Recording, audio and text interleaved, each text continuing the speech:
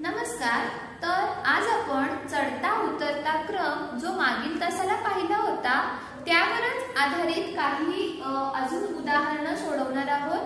पण मागच्या वेळी आपण कशी उभी सोडवलेलो ही आपण मांडणी आता कशी असणार आहे बघा, आडवी असणार आहे. तर पहिल्यांदा चढता क्रम म्हणजे काय लक्षात ठेवायचं, चढता क्रम म्हणजे लहान संख्येपासून मोठ्या संख्येकडे जाणे म्हणजे चढता क्रम. पहिल्यांदा त्यातली लहान संख्या शोधायची, त्यानंतर त्याच्यापेक्षा थोडी मोठी आणि नंतर सगळ्यात मोठी. आणि उतरता क्रम ज्यावेळी आपण सोडवत असतो तेव्हा पहिल्यांदा मोठी संख्या, त्याहून छोटी, त्यानंतर थोडी लहान आणि एकदम लहान संख्या मोठ्या संख्येकडून लहान संख्येकडे येणे म्हणजे उतरता क्रम होय. तर काही उदाहरणं मी दिलेली आहेत बघा. तर जरी तुम्हाला डायरेक्ट चढता क्रम लिही असा जर प्रश्न असेल तरी तुम्हाला आला पाहिजे. फक्त उतरता क्रम जर ते तुम्हाला ओळखण्यासाठी सांगितलं तरी सुद्धा आला पाहिजे आणि दोन्ही जर दिलं तरी सुद्धा तुम्हाला ही उदाहरणं सोडवण्यासाठी आली पाहिजे. तर पहिल्यांदा संख्या बघा आहे 15, 12, 34 आणि 18. तर आपल्याला पहिल्यांदा चढता क्रम सोडवायचा आहे बघा. तर यातली सगळ्यात लहान संख्या कोणती आहे बघा. तर या तिन्ही संख्यांचा दशक 1 आहे. मग आपण सुटे बघायचे बघा. याचे 2 आहेत, 5 आहेत आणि 18 आहेत. तर याचा चढता क्रम आहे बघा मुलांनो 12. त्यानंतर याच्यापेक्षा थोडी मोठी संख्या 15, त्यानंतर 18 आणि 34. उतरता क्रम करत असताना पहिल्यांदा मोठी संख्या 34, त्यानंतर थोडी लहान 18, मग 15 आणि 12 याप्रमाणे चढता आणि उतरता क्रम आपल्याला सोडवायचा आहे. 24, 28, 37 आणि 47 बघा. पहिली संख्या 24, त्यानंतर 28 असणार आहे. त्यापेक्षा आता हा क्रम काय दिलाय बघा, आहे तसं संख्या चढत्या क्रमातच आहे. तर तसं असेल तर तुम्ही लिहून टाकायचं. मुद्दाम फसवण्यासाठी प्रश्न तुम्हाला कसेही उलटसुलट दिले जातात. तर याचा उतरता क्रम करत असताना बघा पहिल्यांदा 47 येणार. 47 पेक्षा लहान संख्या आहे 37, त्यानंतर असणार आहे 28 आणि 24.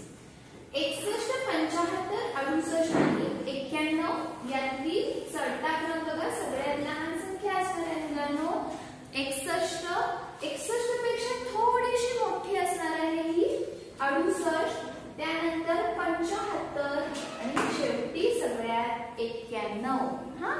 आता याचा उतरता क्रम मी करणार आहे बघा 91, 75, 68 आणि 61. याचा तुम्हाला खूप सराव पाहिजे. जर मी 4 गणितं दिली असतील तर तुम्ही त्याच्यापेक्षा जास्त तुमच्या सरावही किंवा कच्च्या वहीत सोडवायची. तुमच्या आईला किंवा बाबांना तुम्हाला संख्या लिहून द्या, सांगा आणि तुम्ही याचा चढता आणि उतरता क्रम मुलांनो करायचा आहे. त्यानंतर आहे बघा 56, 55, 63 आणि 74. यातील लहान संख्या आहे 55, त्यापेक्षा जरा मोठी 56, 63 आणि 74. उतरता क्रम लिहित असताना सगळ्यात मोठी संख्या आहे 74, त्यानंतर 63, जरा लहान त्याच्यापेक्षा 56 आणि शेवटी येणार आहे 55. याप्रमाणे शेवटचं उदाहरण तुमचं तुम्ही सोडवायचं. आता अगदी आपण या धड्याच्या शेवटी आलेलो आहोत बघा. तर प्रश्न सोडव या पाठावर तुम्हाला संक्षिप्त, विस्तृत रूप, स्थानमूल्य, दर्शनी मूल्य, चढता क्रम, उतरता क्रम, लघुत्तम, महत्तम याप्रमाणे कसेही प्रश्न दिले तरी तुम्हाला सोडवण्यासाठी आले पाहिजेत. तर मी प्रश्न दिलाय बघा 3 व 5 अंकांचा वापर करून तयार होणारी 2 अंकी महत्तम संख्या विचारली. महत्तम म्हणजे काय, मोठी संख्या 3 आणि 5 हे 2च अंक आपल्याला वापरायचे आहेत. बाकी इतर कुठलीही संख्या तुम्हाला मध्ये येणार नाहीये. तर 3 आणि 5 बघा. 3 आणि 5 जर समजा मी इकडे लिहिले तर हे होणार आहे 35 आणि सुरुवातीला 5 आणि 3 लिहिले तर होणार आहे 53. तर 35 आणि 53 मधील संख्या कोणती मोठी आहे बघा.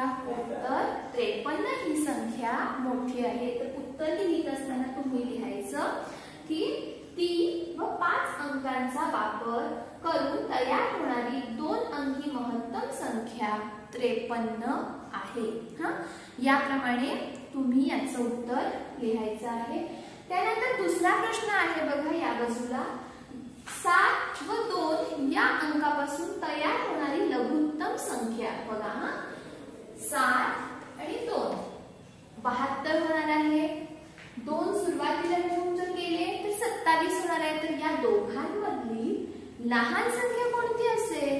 कोणती असेल? 27। तर याचं उत्तर मी लिहिणार बघा की 7 व 2 या अंकांपासून तयार होणारी लघुत्तम संख्या असेल 27। लघुत्तम आणि महत्तम या 2 शब्दांचा अर्थ समजला तर तुम्हाला कोणताही प्रश्न सोडवण्यासाठी येऊ शकतो। आता तिसऱ्या नंबरच्या प्रश्नाला बघा, पायऱ्या काढलेत मी। इकडे लिहिले 20, 21, 22, 23, 24, 25 आणि याच्यावर आधारित 3 प्रश्न दिलेत बघा। सुषमा अगोदर कोणती पायरी चढेल? बघा यातली कोणती पायरी चढेल पहिल्यांदा? उत्तर लिहायचं सुषमा अगोदर 20वी पायरी चढेल किंवा डायरेक्ट 20 जरी लिहिला तरी चालू शकतो। त्यानंतर कोणती पायरी चढणार आहे बघा? त्यानंतर सुषमा 21वी पायरी चढणार आहे। शेवटी ती कोणती पायरी चढेल? शेवटी ती कुठली पायरी चढणार आहे बघा? सगळ्यात शेवटी ती 25वी पायरी चढणार आहे।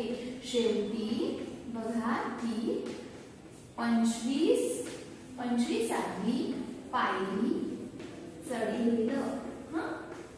याप्रमाणे तुम्हाला कोणताही प्रश्न, हे फक्त 2 दिलेत मी, याच्यापेक्षा जास्त तुम्हाला कसेही प्रश्न येऊ शकतात। हे मी परत तुम्हाला सांगायला लागले कारण सराव खूप आवश्यक असतो गणित विषयामध्ये।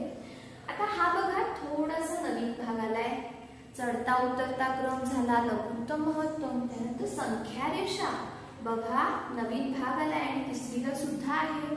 बेरीज पाठ शिकताना सुद्धा आपल्याला संख्या रेषा येते।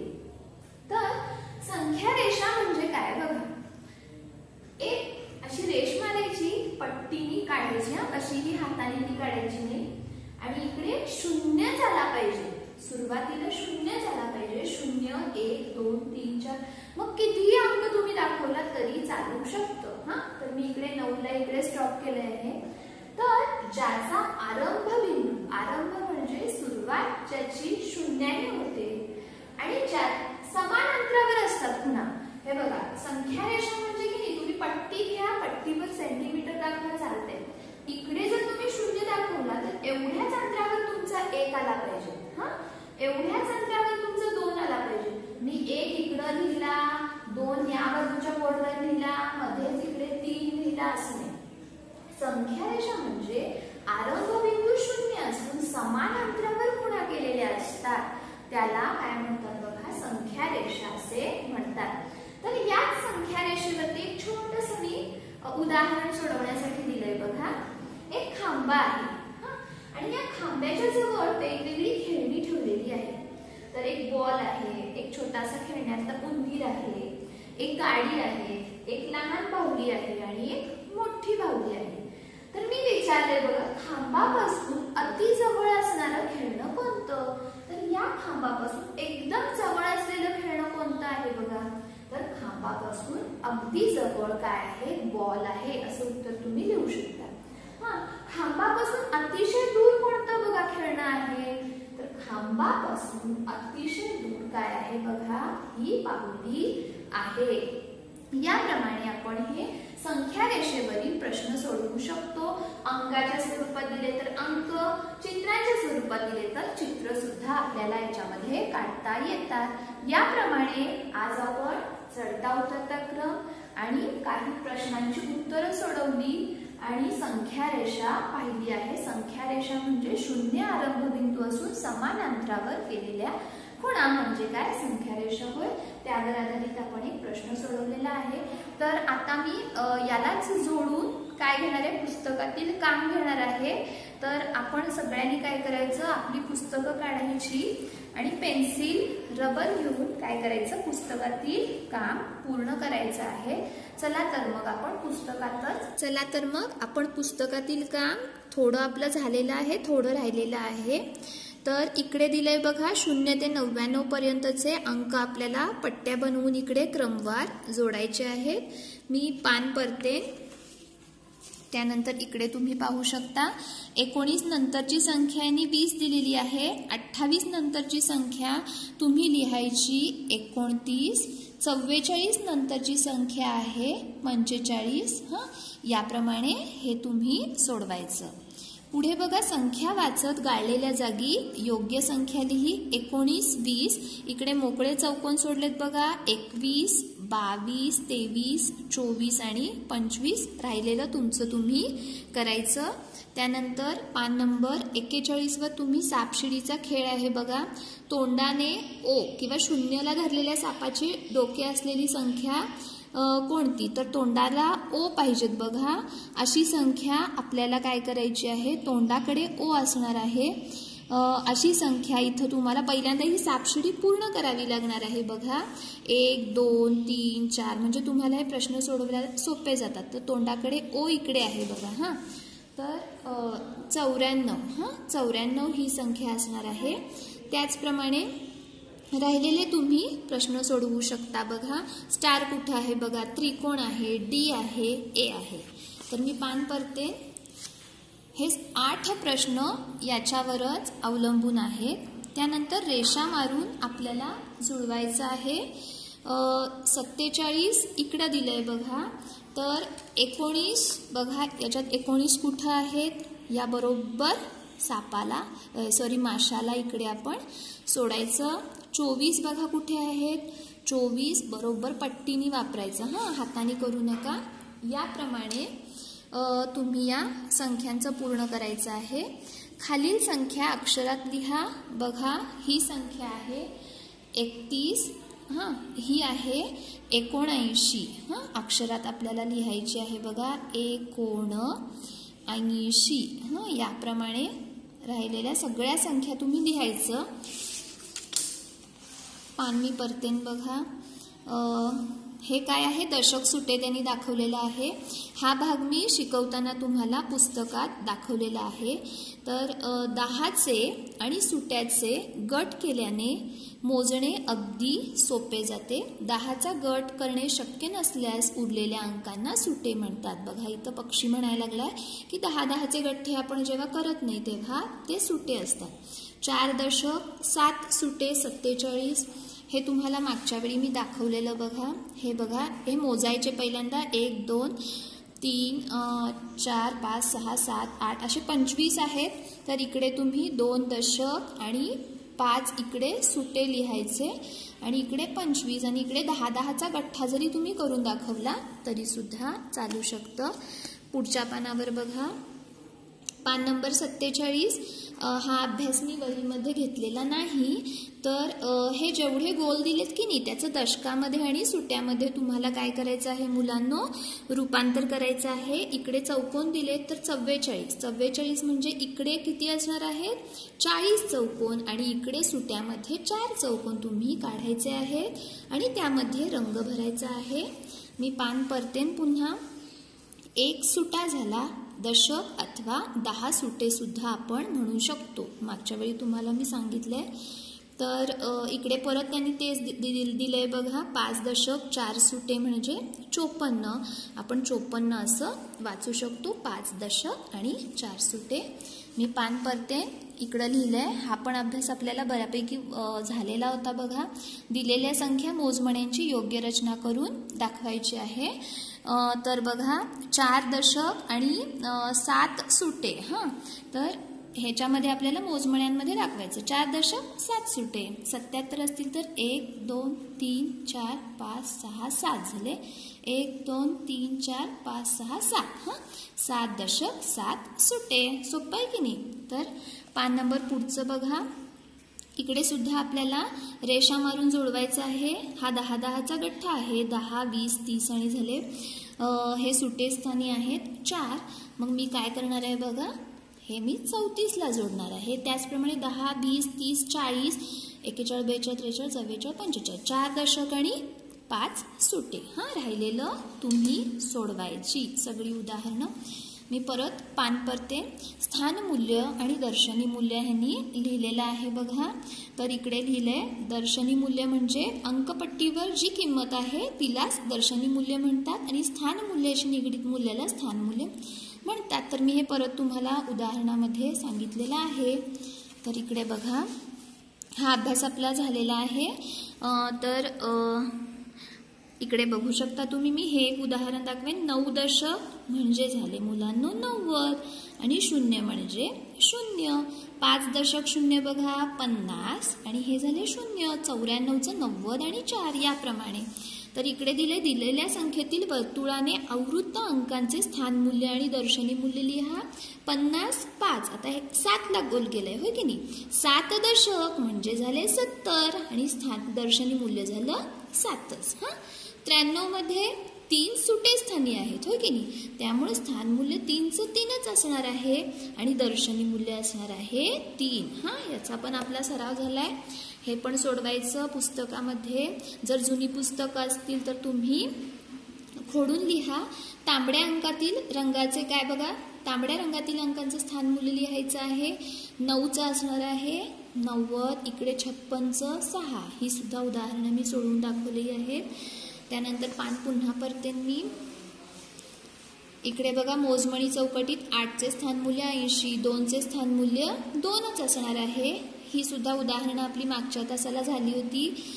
वहीत सुद्धा आपण घेतलेत बघा. 89 मध्ये 9चे स्थानमूल्य 9. 24 मध्ये 2चे स्थानमूल्य 20. आता कसंही प्रश्न तुम्हाला विचारले तर आली पाहिजेत उत्तरं. पान नंबर माझं झालंय 57. 28 मध्ये बघा 2 दशक 8 सुटे. 99 मध्ये 9 दशक 9 सुटे. 6 दशक 2 सुटे. याप्रमाणे तुमचं तुम्ही करायचं. 25 मध्ये 2 दशक आहेत. 37 मध्ये टिमटिम सुटे आहेत बघा 7 सुटे आहेत. 53 मध्ये 5 दशक आहेत. 69 मध्ये टिमटिम दशक आहेत. किती दशक आहेत बाबा 6. तर हे बघा थोडासा प्रश्न इकडे तुम्हाला मोठा केलाय. 96 मध्ये 9 दशक आणि 6 सुटे. समजलं. तर मी परत पान परते. हा सुद्धा आपल्याला आपला अभ्यास वहीमध्ये झालेला आहे मागच्या तासाला. त्यानंतर संख्या विस्तृत रूपात मी घेतलेल्या आहेत बघा. 51. तर इकडे 51 मध्ये काय विस्तृत रूप आपल्याला मोठ्या स्वरूपात करायचं आहे. 50 अधिक 1. 25 मध्ये 20 अधिक 5. 39 30 आणि 9. मोठ्या स्वरूपात संख्या लिहिणं म्हणजे विस्तृत रूप. बघा हे आता आपल्याला संक्षिप्त म्हणजे लहान रूपात करायचं. 20 आणि 6 26. 40 आणि 3 43. याप्रमाणे पुढील मागील संख्यांवर आधारित आहे. हे तुमचं तुम्ही सोडवा. सोप्पं आहे अगदी. पहिलीत सुद्धा झाले तुम्हाला. मागील संख्या पुढील संख्या गाळलेल्या संख्या भरा बघा. बाण दाखवलाय त्या दिशेनं. आता इकडे बघा 43 दिलंय. 43च्या आधी तुम्हाला 44च्या आधी 43. 44 45 46 47 याप्रमाणे भरा. हे बघा अ ब क ड मुंग्या बाणाने दर्शविलेल्या दिशेने लाल रंगाच्या घरापर्यंत जातात. तर मुंगीला कुठले कुठले संख्या लागतात बघा. तुम्ही या पानावर लिहायचं बघा. 40 39. अ मार्गात. ब मार्गातल्या संख्यांना मुंग्यांना कुठल्या कुठल्या संख्या लागतात. क मार्गातल्या आणि ड मार्गातल्या. मागील पुढील आणि मधील संख्यांवर आधारित काम आहे. मी थोडंसं फास्ट गेले कारण आपलं बऱ्यापैकी काम याचं झालेलं आहे. तर इकडे तुम्ही बघू शकता. तर क्रमवार संख्येमध्ये कोणत्याही निर्दिष्ट संख्येच्या उजव्या बाजूस पुढील संख्या असते आणि डाव्या बाजूला मागील संख्या असते. बघा इकडे पाहू शकता. 40च्या आधी 39. 19च्या आधी 18. 28च्या आधी 27. याप्रमाणे आपण लिहू शकतो. पुढील येणारी संख्या बघा 78. ही संख्या कोणत्या संख्येच्या मागे येते बघा. 79 या संख्येच्या मागे 78 येते. 6 आणि 8च्या मध्ये 7 येतो. 98 ही संख्या कोणत्या संख्येच्या पुढे येते. 97च्या पुढे 98 येते. 50 ही संख्या कोणत्या संख्येच्या पुढे येते. 49च्या पुढे 50 येते बघा. याप्रमाणे हे प्रश्न सोडवा. कोणत्या वारानंतर बुधवार येतो बघा. मे महिना कोणकोणत्या महिन्यांच्या मध्ये येतो बघा. जानेवारी फेब्रुवारी मार्च एप्रिल आणि जून. हे व्यवस्थित तुम्हाला लिहायला आलं पाहिजे. एप्रिल आणि जून अक्षर चांगलं काढा. त्यानंतर पान नंबर 68 हे सुद्धा अगदी सोपं आहे, झालेलं आहे. पान नंबर 69 मागील संख्या, मधील संख्या आणि पुढील संख्या लिहायची आहे. इकडे सुद्धा बघा चिन्ह घालायचं आहे. मोठ्या संख्येभोवती वर्तुळ काढायचं आहे. तर आपल्याला काय करायचं आहे, या संख्या पहिल्यांदा ओळखायच्या. बघा 1 2 3 4 5 5 दशक आणि 1 2 3 झाले 53 झाले, हो की नाही. हे बघा 1 2 3 4 5 6 7 झाले आणि हे झाले 3 3 3 6 आणि 7 73 झाले. आता यातली मोठी संख्या कोणती बघा, 53 मोठी का 73 मोठी. 73ला मी गोल केलो. त्याप्रमाणे तुम्ही बाकीची उदाहरणं पण सोडवा. हे पण तसंच आहे, तेच आहे बघा. परत दशक सुटे ओळखा. 1 2 3 4 दशक झाले. हे 1 2 3 4 5 6 7 8 48. याप्रमाणे तुम्ही ओळखा. दिलेल्या दोन संख्यांमधील लहान संख्या कोणती बघा, 16 लहान काय 18 लहान. 16 लहान. 71 आणि 71 आणि 78 मधील लहान संख्या आहे 71. चौकटीतील लहान संख्येभोवती वर्तुळ काढा, मोठ्या संख्येभोवती वर्तुळ काढा. हे तुम्हाला अगदी सोपं आहे, जमण्यासारखं. पान परतेन लघुत्तम आणि महत्तम संख्या बघा. तर मोजमणी चौकटीतील मणी मोजून चौकटीत लिहा आणि महत्तम संख्येला आपल्याला निळा रंग द्यायचा आहे आणि लघुत्तम संख्येला तांबडा रंग द्यायचा आहे. तर ही संख्या झाली 41, ही संख्या झाली 36 आणि ही संख्या झाली 45. तर याच्यातली मोठी कोणती आहे बघा, 41 36 ते 45. याला निळा रंग द्यायचा. आणि जी संख्या लहान आहे लघुत्तम संख्येला तिला लाल रंग द्यायचा. याप्रमाणे ही उदाहरणं सोडवा. तर इकडे थोडीशी सूचना लिहिले बघा. दिलेल्या दोन संख्या 2 अंकी असतील तर प्रथम त्यांच्या संख्यांची तुलना करावी. स्थानांची तुलना करा. जी संख्या मोठी ती संख्या मोठी. दशक स्थानातील संख्या समान असल्यास सुट्यांकडे जायचं मी सांगितलेलं, होय की नाही. त्यानंतर इकडे पण पाहू शकता बघा. हे महत्तम संख्येला टिक मार्क करायचे, सोपं आहे.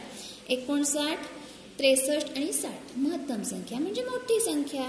32 26 26 सेम लिहिलंय, मोठी संख्या आहे 32. तर इकडे बघा लघुत्तम संख्येला आपल्याला गोल करायचं आहे. 51 39 आणि 38. 39 लहान, गोल करायचं. चढता उतरता क्रम आहे बघा. तर याच्यातले तुम्हाला संख्या चढत्या क्रमात लिहायला लावलेत. हे प्रश्न सगळे वाचून तुमचं तुम्ही सोडवायचं. इकडे सुद्धा चढता क्रम आणि उतरता क्रम आहे. तर मी एक तुम्हाला सोडवून दाखवेन बघा. तर यातली संख्या चढत्या क्रमात पहिल्यांदा लहान संख्येकडून जायचं, मग 40, मग 60 आणि मग 80. समजलं. हे सुद्धा डावीकडून उजवीकडे किंवा खालून वर मोठ्या संख्येकडून लहान संख्येकडे जाणे म्हणजे उतरता क्रम, लहान संख्येकडून मोठ्या संख्येकडे म्हणजे चढता क्रम. होय बघा, ही तीच गणित आहेत. परत चढता क्रम आणि उतरता क्रम त्यांनी वेगळा वेगळा दिलाय. तर हा प्रश्न आपण घेतलाय बघा. 2 आणि 6 या दोन अंकापासून मोठी संख्या कर. 2 आणि 6 पैकी सर्वात मोठा अंक 6 आहे. दुसरा अंक सुटे स्थानी. तर बघा 2 आणि 6 मध्ये आपण 62 ही संख्या होणार आहे. हेच त्यांनी दिलंय. बघा 0 आणि 7 याचा उपयोग करून तयार होणारी मोठी संख्या विचारले. 3 आणि 5 अंकांचा वापर करून तयार होणारी 2 अंकी महत्तम संख्या म्हणजे असणार आहे 53. 7 आणि 2 महत्तम संख्या असणार आहे 72. 6 आणि 5 या अंकापासून तयार होणारी लघुत्तम संख्या आहे 56. आणि इकडे संख्यारेषा दिले. हे सुद्धा मी तुम्हाला मगाशी सांगितलं. खांबानंतर येणारं पहिलं खेळणं, चौथं खेळणं, फॅनचा क्रमांक, 5वा क्रमांक हे दिलेलं आहे. संख्यारेषा इथं दिलेली आहे. हे तुम्ही पुस्तकातच करा. आहे बघा 0 1 2 3 लिहा, 4 5 6 7 8 9 आणि 10. ही झाली संख्यारेषा. आरंभबिंदू 0, समान अंतरावर उभ्या खुणा केल्या आहेत. प्रत्येक खुणाला क्रमवार नंबर देतात, त्याला संख्यारेषा असे म्हणतात. याप्रमाणे मुलांनो काय आहे, पाठावरचं पुस्तकातलं काम आणि वहीतलं काम आपलं झालेलं आहे आणि इथं आपला गणितातला एक पाठ संपलेला आहे. धन्यवाद. तर तुम्ही पुस्तकातला अभ्यास पुस्तकात करा, वहीतला अभ्यास वहीत करून उदाहरणांचा जास्तीत जास्त सराव करावा. धन्यवाद.